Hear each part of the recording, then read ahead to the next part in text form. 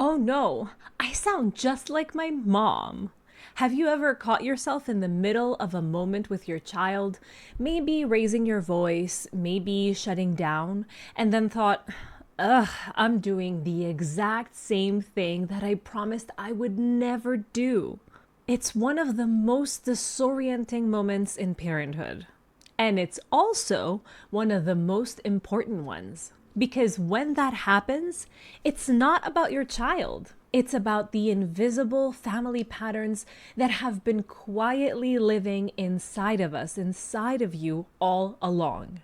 Hi there. If this is your first time here, welcome to the Parenthood and Relationship Podcast. I'm your host, Markella Kaplani, a psychologist, a parenthood and relationship coach, and a parent myself.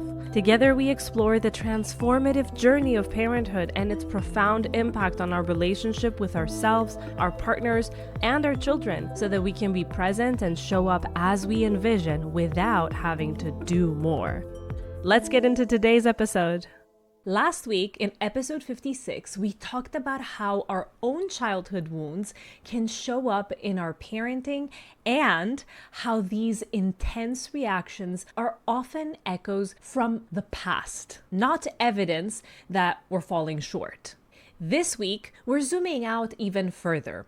We're looking at the legacy behind those reactions. The silent scripts, if you will, that we absorbed without even realizing it. The ones that shape how we love, how we discipline, how we handle emotions, unless we choose to change them. And here is the most hopeful part. You don't have to stay trapped in patterns that don't fit your values. You can rewrite the story, but first, you have to see it. So today, we're exploring what invisible family patterns are, how to recognize when they're playing out in our parenting, and the first gentle step toward changing them without blame and without shame. And as always, I have a powerful reflection exercise for you at the end of the episode waiting inside this week's newsletter. Sign up at markellakaplani.com/newsletter.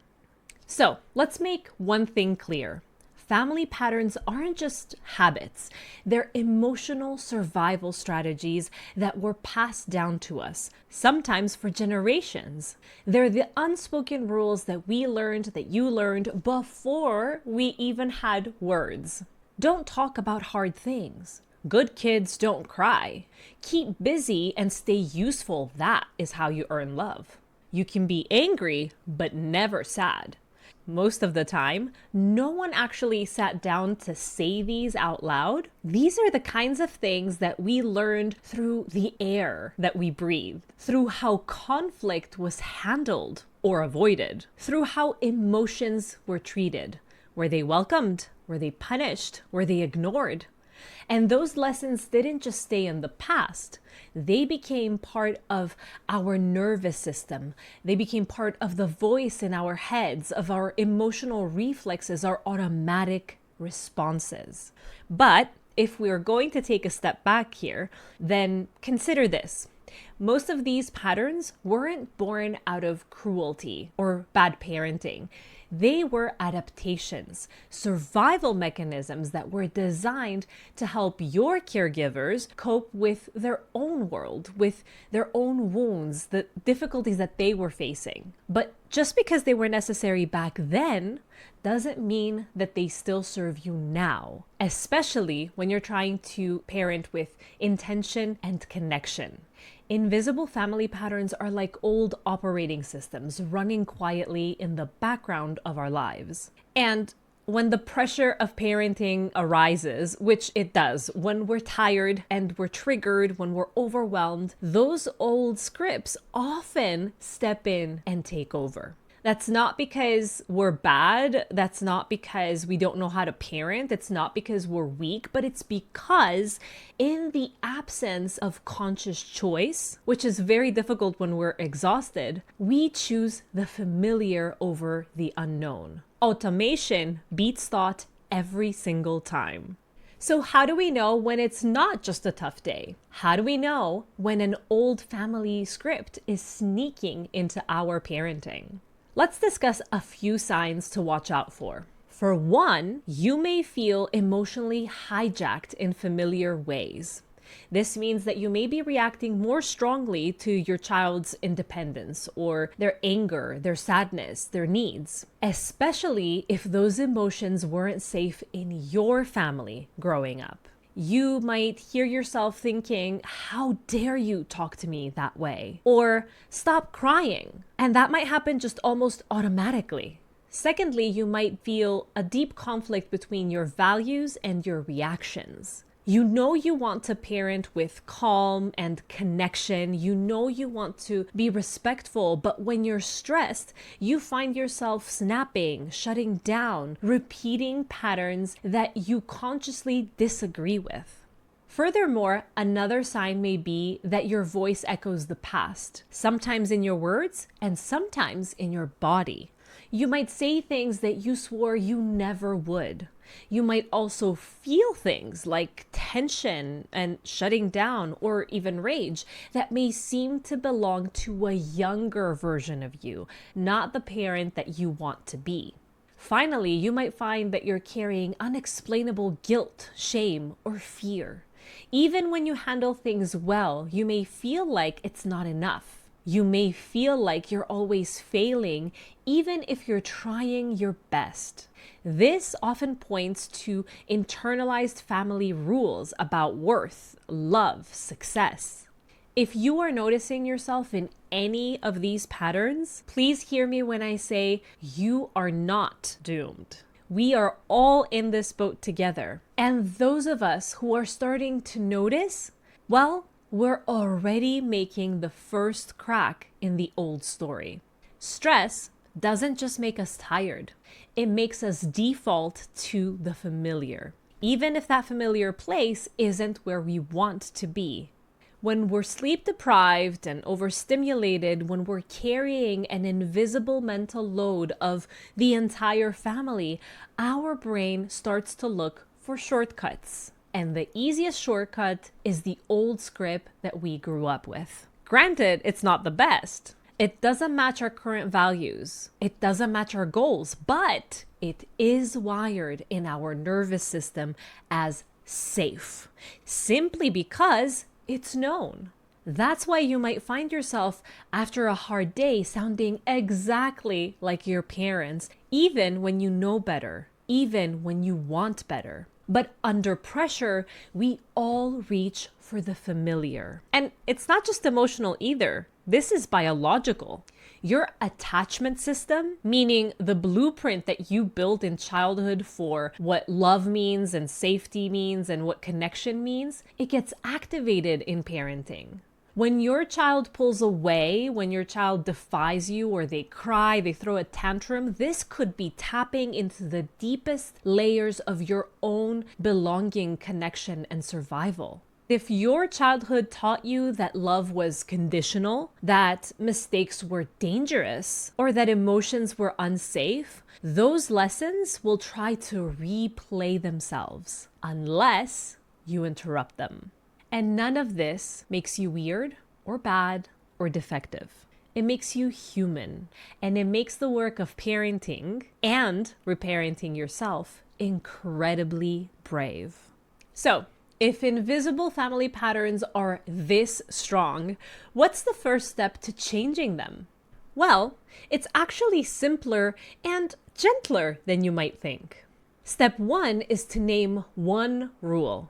Pick one invisible family rule that you are finding out that you grew up with in your family. Something like keep your emotions to yourself, or it could be something along the lines of you only get attention if you achieve something. Another one that is very common is love is earned, not given.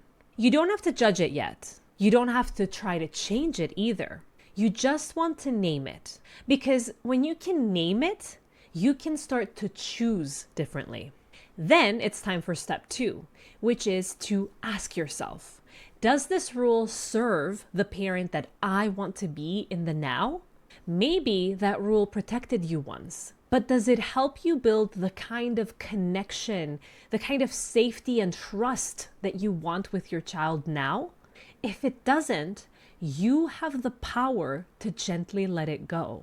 Oh, and an important disclaimer, this won't happen overnight, and this process isn't linear. Sometimes we expect as we begin this journey that we should have steady, persistent progress. But that's just not the case. Not for you, not for me, not for anyone. Progress comes in waves. The biggest part of progress, in fact, at least in my opinion, is being able to tolerate, or better, to see with compassion, those moments in time that you find yourself in that dip again. So, you're going to tackle this step by step, conversation by conversation, repair by repair. Moving on, step 3 is to stay curious and avoid blame. This work isn't about blaming your parents or their parents or yourself or the circumstances that brought your family where it is at now. It's about understanding the bigger story so that you can write a new chapter. Most likely, your parents and your grandparents, they were just repeating the patterns that they learned as well. When you approach this work with curiosity, you create space. Space for growth, space for grace, space for something better. If you want to take this exploration deeper, and I really hope you do, I've created a simple reflection that you can work through this week. Here is your journaling invitation. As I mentioned before, it is vital that you consider this question. What was one unspoken rule in my family growing up? Moreover, how could that rule still be shaping how I parent today, consciously or unconsciously? And for those of you who feel ready to start exploring the alternatives, you can ask yourself and journal on this one last question. What new belief or value do I want to model for my children instead? You can find the full guided reflection and a valuable tool to help you in your process inside this week's newsletter. It's free and it's there to support you. Sign up at markellacaplani.com/newsletter or click the link in the show notes. Because noticing the pattern is powerful, naming it is revolutionary, and choosing something different, that's how we break cycles. And that is how we build something new. If you felt that today stirred something inside of you, if you recognized an old script that is quietly playing out in the background, I want you to know that you're not trapped. You are exactly where change begins. Next week, we'll be moving from reflection to healing action. In episode 58, we'll talk about how we can heal ourselves while we are raising our kids. Small, daily shifts that can help us care for our inner child without waiting for perfection or for the right timing to go to therapy, because that will never come. Healing doesn't have to be another thing on our to-do list. It can be a way of being, gentle, imperfect, transformational.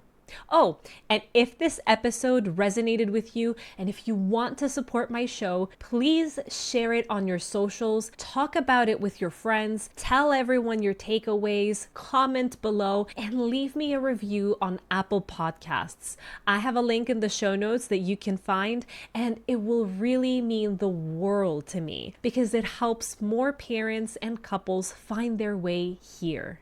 Until next time, remember, you are already an amazing parent. Take care of yourself, and I'll see you next Sunday. Bye-bye.